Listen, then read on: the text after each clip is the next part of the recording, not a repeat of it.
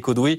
Et il faut bien le constater, la dynamique Éric Zemmour se confirme. Oui, parce que pour la première fois, une enquête d'opinion le place au second tour de l'élection présidentielle face à Emmanuel Macron. Il s'agit d'une enquête Harris Interactive pour le magazine Challenge. Vous le voyez, Emmanuel Macron obtiendrait 24% des voix et Éric Zemmour arrivera en seconde position, 17%, devant Marine Le Pen, 15%.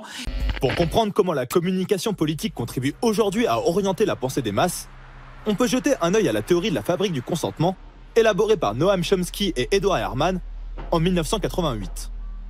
D'après eux, la communication est devenue l'instrument des régimes démocratiques et joue un rôle primordial dans la transmission de symboles et de messages à la population, mais surtout dans la promotion et la légitimation des politiques de l'État.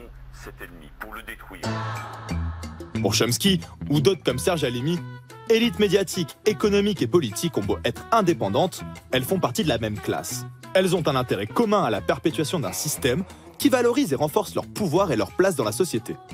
Du fait de la concentration progressive des médias entre les mains du pouvoir économique, lorsque ceux-ci traitent l'information, ils la choisissent, la commentent et lui apportent un filtre.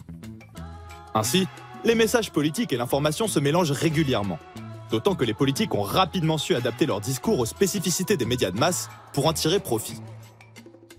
Et Xavier Bertrand, 13%. Notez que c'est le même scénario pour les LR, que ce soit Valérie Pécresse ou Michel Barnier qui sont testés. Qu'est-ce que ça donnerait au second tour? Emmanuel Macron l'emporterait face aux polémistes, 55%, 45%. À noter que c'est un duel de deux candidats qui ne sont pas déclarés officiellement. Un dernier chiffre, c'est le taux de sûreté de vote. 75% des gens qui veulent voter pour Éric Zemmour disent que oui, c'est certain, ils vont voter Éric Zemmour. Et sur ce critère-là aussi, c'est un bon score pour lui.